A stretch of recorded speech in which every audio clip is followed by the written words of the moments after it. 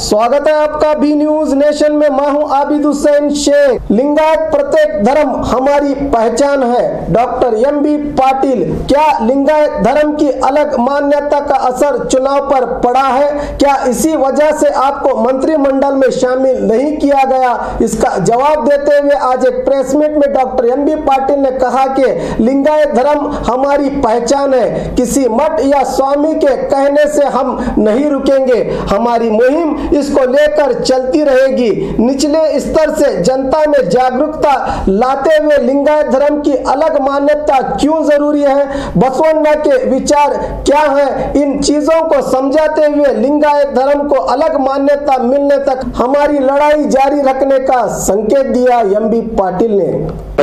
ಇವರು ಕಾಶಿ ರಂಭಾಪುರಿ ಸ್ವಾಮೀಜಿಗಳೆಲ್ಲ ಧರ್ಮ ಹೊಡೆದವರಿಗೆ ತಕ್ಕ ಪಾಠ ಕಲಿತಿದ್ದಾರೆ ಜನರೇ. ನಿನ್ನೆ ರಾಯಚೂರಲ್ಲಿ ಮತ್ತೆ ಕಾಶಿ ಪೀಠದವರು ಹೇಳಿದ್ದಾರೆ ನೋಡಿ. ಆಮೇಲೆ ವೀರಶೈವ ಲಿಂಗಾಯತ ಒಂದಾಗಬೇಕು ಅನ್ನೋದು ಒಂದು ನಡೀತಾ ಇದೆ ನೋಡಿ. ಲಿಂಗಾಯತ ನಮ್ಮ ಅಸ್ಮಿತೆ, ನಮ್ಮ ಐಡೆಂಟಿಟಿ. ಹೊರಟಿಯವರು ಆಮೇಲೆ ಜಾಮದಾರ್ ಅವರು ನಾವು ಎಲ್ಲರೂ ಕೂಡಿ ಈಗಾಗಲೇ ಒಂದು ರೌಂಡ್ ಚರ್ಚೆ ಮಾಡಿದ್ದೀವಿ. ಜಾಮದಾರ್ ಅವರು ಒಂದು ತಿಂಗಳ ಮಟ್ಟಿಗೆ ಅವರು ವಿದೇಶಕ್ಕೆ ಹೋಗಿದ್ದಾರೆ. ಅವ್ರು ಬಂದ ಮೇಲೆ ಈ ಲಿಂಗಾಯತ ಅನ್ನುವಂಥದ್ದು ಏನು, ಲಿಂಗಾಯತ ಧರ್ಮ ಏನು, ನಾವು ಹೇಗೆ ವಿಭಿನ್ನ ಯಾವ ರೀತಿ ಜೈನ, ಸಿಖ್, ಬೌದ್ಧ, ಇದನ್ನು ಗ್ರಾಸ್ ರೂಟ್ನಿಂದ ಜನರಿಗೆ ಅವೇರ್ನೆಸ್ ಮಾಡುವಂಥ, ಜಾಗೃತಿ ಮಾಡುವಂಥದ್ದು. ಆಮೇಲೆ ವಾಲಂಟಿಯರ್ ಹೋರಾಟ ಅಲ್ಲ, ವಾಲಂಟಿಯರ್ಸ್ನ ಕೇಳ್ಕೊಳ್ಳಿ, ಪೂರ್ತಿ ಸ್ವಲ್ಪ ಪೇಷನ್ಸ್ ಇರಲಿ. ವಾಲಂಟಿಯರ್ಸ್ನ ಟ್ರೈನ್ ಮಾಡುವಂಥದ್ದು, ಗ್ರಾಸ್ ರೂಟ್ನಿಂದ ಅದನ್ನು ನಾವು ಡೆವಲಪ್ ಮಾಡ್ಕೊತ ಬರ್ತೇವೆ. ಏನು ಸತ್ಯ ಅದೇ, ಇನ್ನೊಂದು ಕಡೆ ಇದನ್ನು ಮಾಡಿ ಈ ಲಿಂಗಾಯತ್ ಮೂವ್ಮೆಂಟ್ ಇದು ನಿರಂತರವಾಗಿ ನಡೀತದೆ. ಬಸವ ಧರ್ಮ ಜಾಗತಿಕ ಧರ್ಮ ಆಗಬೇಕು. ಯಾವ ರೀತಿ ಬೌದ್ಧ, ಸಿಖ್ ಮತ್ತು ಜೈನ ಧರ್ಮಗಳಾಗಿದ್ದಾವೆ. ಮತ್ತು ಇದು ಯಾರು ವಿರೋಧನೂ ಅಲ್ಲ. ಈಗ ಜೈನ, ಸಿಖ್, ಬೌದ್ಧ ಆದಾಗ ಅದನ್ನು ಹಿಂದೂ ಧರ್ಮ ಅದನ್ನು ಹೊರಗೋಗಿಲ್ಲ. ಅವರು ಹಿಂದೂ ಧರ್ಮದಲ್ಲೇ ಇದ್ದಾರೆ, ವಿತ್ ಕೋರ್ಡಿನೇಷನ್ ಇದ್ದಾರೆ. ಹೀಗಾಗಿ ಆ ಲಿಂಗಾಯತ್ ಮೂಮೆಂಟು ಯಾರು ರಂಭಾಪುರಿ ಜಗದ್ಗುರುಗಳು, ಕಾಶಿ ಜಗದ್ಗುರುಗಳು ಯಾರು ಹೇಳಿದ್ರು ಕೂಡ ಅದನ್ನು ನಿಲ್ಲೋದಿಲ್ಲ, ಅದು ಮುಂದುವರಿತದೆ. ಅವ್ರದ್ದು ತಮ್ಮ ವಾದ ಏನಿದೆ, ವೀರಶೈವ ಸ್ವತಂತ್ರ ಧರ್ಮ ಇದ್ರೆ ಅವ್ರು ಮುಂದುವರ್ಸ್ಕೊಂಡು ಹೋಗಲಿ, ಅದನ್ನು ನಾವು ಬೇಡನಂಗಿಲ್ಲ. ಅವ್ರಿಗೆ ಹಕ್ಕಿದೆ, ಅವ್ರ ಬಗ್ಗೆ ಗೌರವನೂ ಇದೆ, ಅದನ್ನು ಮಾಡ್ಕೊಂಡು ಹೋಗಲಿ. ನಮ್ಮ ಒಂದು ಮೂಮೆಂಟನ್ನು ಭಾಳ ಪ್ರೊಫೆಷ್ನಲ್ ಆಗಿ ಇವತ್ತೊಂದು ದಿವಸ ನಾವು ಈಗಾಗಲೇ ಡಿಸ್ಕಸ್ ಮಾಡಿದ್ದೀವಿ. ಜಾಮದಾರ್ ವಾಪಸ್ ಬಂದಮೇಲೆ ಹೊರಟಿಯವರು, ನಾವು ಇನ್ನೂ ಕೆಲವೊಂದು ಮಂದಿ ಎಕ್ಸ್ಪರ್ಟ್ಸ್ ಎಲ್ಲರೂ ಕೂಡಿ ಇದನ್ನು ಗ್ರಾಸ್ ರೂಟ್ಲಿಂದ ಜನರಿಗೆ ತಿಳಿವಾಗಿ ಇವತ್ತೊಂದು ದಿವಸ ಲಿಂಗಾಯತ್ ಅಂದರೆ ಏನು, ಬಸವಣ್ಣವ್ರು ಅಂದರೆ ಏನು, ಭಾಳ ಜನಕ್ಕೆ ಗೊತ್ತಿಲ್ಲ ಗ್ರಾಸ್ ರೂಟ್ನಲ್ಲಿ. ಅದನ್ನು ತಿಳಿ ಹೇಳುವಂಥ ಕೆಲಸ ಇವತ್ತೊಂದು ದಿವಸ, ಜಾಗೃತಿ ಮೂಡಿಸುವಂಥ ಕೆಲಸ.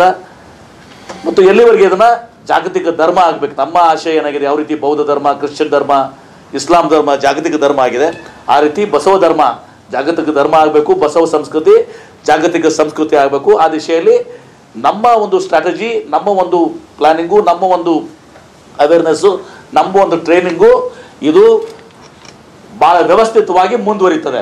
ಹೀಗಾಗಿ ನಾನು ಅವ್ರ ಬಗ್ಗೆ ಕಮೆಂಟ್ ಮಾಡೋಕ್ಕೆ ಹೋಗಿಲ್ಲ, ಅವ್ರದ್ದೇನಿದೆ ಮಾಡ್ಕೊಂಡು ಹೋಗಲಿ. ಆದರೆ ಇಷ್ಟೇ, ಇವತ್ತು ಲಿಂಗಾಯತ್ ಇದರಿಂದ ಪೆಟ್ಟು ಬಿದ್ದಿದ್ದಂತೆ ಏನು ಯಾರೂ ಇಲ್ಲ. ನಾನು ಅದನ್ನು ವಿಶ್ಲೇಷಣೆ ಮಾಡೋಕ್ಕೆ ಹೋದ್ರೆ ಭಾಳಷ್ಟು ಇದ್ದಾವೆ. ಈಗ ನಿಮ್ಮ ಇದರಿಂದ ಪೆಟ್ಟು ಬಿತ್ತು ನಮ್ಮ ಯಾವುದದು ವರದಿ, ನಿಮ್ಮ ಮಾದಿಗ ಸಮಾಜದವರು ಹೋರಾಟ ಮಾಡ್ತಾ ಇದ್ರು, ಸದಾಶಿವ ಆಯೋಗದಿಂದ ಹೊರತು ಬಿದ್ದಿದೆ. ಮಾದಿಗ ಸಮಾಜದವರು ನಮ್ಮೇಲೆ ವಿಶ್ವಾಸ ಇಡಲಿಲ್ಲ, ಕಡಿಮೆ ನಮ್ಮ ಮತಗಳು ಬಂತು. 9 ಜನರಲ್ಲಿ ಒಬ್ಬರೇ ಆರಿಸಿ ಬಂದರು. 5 ದಾದಲ್ಲಿ ನಾವು 50 ಜನರಿಗೆ ಟಿಕೆಟ್ ಕೊಟ್ಟಿದ್ದೀವಿ, 14 ಜನ ಆರಿಸಿ ಬಂದರು, 28%. ಬೇರೆ 46 ಜನ ನಾವು ಲಿಂಗಾಯತ ಟಿಕೆಟ್ ಕೊಟ್ಟುಕೊಂಡಿವಿ, 17 ಜನ ಆರಿಸಿ ಬಂದರು, 36%. 5ಕ್ಕಿಂತ ಜಾಸ್ತಿ ಲಿಂಗಾಯತ ಆರಿಸಿ ಬಂದಿದ್ದಾರೆ. ಆಮೇಲೆ 34 ಜನ, ಇದು 47 ಜನಕ್ಕೆ ಇವ್ರು ಕೊಟ್ಟಿದ್ದೀವಿ, ಒಕ್ಕಲಿಗರಿಗೆ ಕೊಟ್ಟಿದ್ದೀವಿ, ಅವ್ರು 30% ಬಂದಿದ್ದಾರೆ. ಸೊ ಎಲ್ಲರೂ ಎಲ್ಲೋ ಒಂದು ಕಡೆ ಭಾಳಷ್ಟು ಕಾರಣಗಳು ಕೂಡಿದ್ದಾವೆ. ಬರೀ ಲಿಂಗಾಯತ ಇದರಿಂದ ಏನು ಕೂಡಿದ, ಲಿಂಗಾಯತು ಬಹುಶಃ ಅದನ್ನು ಚುನಾವಣೆ ಸಮಯ ಇರೋದ್ರಿಂದ ಅದಕ್ಕೆ ನಮಗೆ ಪೂರಕವಾಗಿದ್ದು ಸಹಾಯ ಆಗಲಿ. ಕಾರಣ ನೆಗೆಟಿವ್ ಅಂತೂ ಆಗಿಲ್ಲ. ನಾನು ಹೇಳ್ತಾ ಇದ್ದೀನಲ್ಲ, ಪರ್ಸೆಂಟೇಜ್ ನಾನು ಜಾಗತಿಕ ಲಿಂಗಾಯತ ಮಹಾಸಭಾ ಅಡ್ವರ್ಟೈಸ್ಮೆಂಟ್ ಕೊಟ್ಟಿದ್ರು ಅವರು.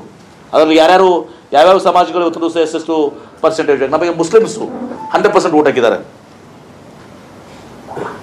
ಆ ರೀತಿ ಇನ್ನಿತರ ಸಮಾಜದವರು, ನಾಯಕ ಸಮಾಜದ ಜಗದ್ಗುರುಗಳು ಅಲ್ಲಿನೂ ಕೂಡ ಇದು ಮಾಡಿದರು. ಅವರು ಎಲ್ಲೆಲ್ಲಿ ಅವ್ರು ಕ್ಯಾಂಡಿಡೇಟ್ ಬಿಟ್ಟರು, ಹೋದಲ್ಲಿ ನಾಯಕ ಸಮಾಜ ಆ ಎಫೆಕ್ಟ್ ಆಯ್ತು, ರಾಮ್ಲು ಎಫೆಕ್ಟ್ ಇದು ಆಗಿ ಅಲ್ಲಿ ಆಗಿದೆ. ಹೀಗೆ ಬೇರೆ ಬೇರೆ ಇದು ಆಗಿದ್ದಾವೆ, ಬೇರೆ ಬೇರೆ ಕಾರ್ಯಗಳು ಕೂಡ ಇದಾವೆ. ಮತ್ತು Lingayat was not in a manifesto. ನಮ್ಮ ಮ್ಯಾನಿಫೆಸ್ಟೋ ಆಗಿರಲಿಲ್ಲ ನಮ್ಮ ಲಿಂಗಾಯತ್ ಇದರಲ್ಲಿ. ಮತ್ತು ಅದರ ಮೊದಲು ಕ್ಲಿಯರ್ ಕೂಡ ಮಾಡಿದ್ದೀವಿ. ಹೋರಾಟದಲ್ಲಿರುವಂತ ಮುಖಂಡರುಗಳೆಲ್ಲ ಈ ಒಂದು ಸರ್ಕಾರದಲ್ಲಿ ಸೈಡ್ಲೈನ್ ಆಗಿದ್ದಾರೆ. ಆಮೇಲೆ ಹೋರಾಟದಲ್ಲಿ ಇದ್ದಂತ ಬಹಳ ಜನ ವಿನಯ್ ಕುಲಕರ್ಣಿ ಅವರು ಸೋತಿದ್ದಾರೆ. ವಿನಯ್ ಕುಲಕರ್ಣಿ ಯಾಕೆ ಸೋತಿದ್ದಾರೆ, ಶರಣ್ ಪ್ರಕಾಶ್ ಯಾಕೆ ಸೋತಿದ್ದಾರೆ, ಶಾಮನೂರ್ ಶಿವಶಂಕರ್ ಅವ್ರ ಮಗನೂ ಸೋತಿದ್ದಾನೆ. ವೀರಶೈವ ಮಹಾಸಭಾ ಅಧ್ಯಕ್ಷರ ಮಗನೇ ಸೋತಿದ್ದಾನೆ. ಮಲ್ಲಿಕಾರ್ಜುನ್ ಮಂತ್ರಿಗಳು ಯಾಕೆ ಸೋತ್ರಪ್ಪ ಅವರು?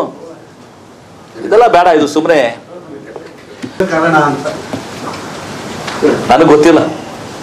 ನಿಮ್ಗೆ ಗೊತ್ತಿದ್ರೆ ಹೇಳಿದ್ರಿ, ಒಳ್ಳೆದಾಯ್ತು. Thank you. और खबरों के लिए देखते रहिए बी न्यूज नेशन। हेलो दोस्तों, आपके लिए एक गुड न्यूज है। बी न्यूज नेशन अब आप देख सकते हैं आपके टीवी स्क्रीन पर SMP cable network channel number 1005 पर। आपकी सुविधा के लिए हमने बनाया एक मोबाइल ऐप जिसे गूगल प्ले स्टोर पर डाउनलोड करके आप देख सकते हैं ताज़ा खबरें आपके बी न्यूज नेशन चैनल पर। बी न्यूज नेशन को यूट्यूब पर देखने के लिए सब्सक्राइब करें, लाइक करें, शेयर करें। अब आप फेसबुक पर भी बी न्यूज नेशन की ताज़ा और सही खबरें देख सकते हैं। तो प्लीज़ बी न्यूज नेशन के फेसबुक पेज को भी लाइक करना ना भूलें।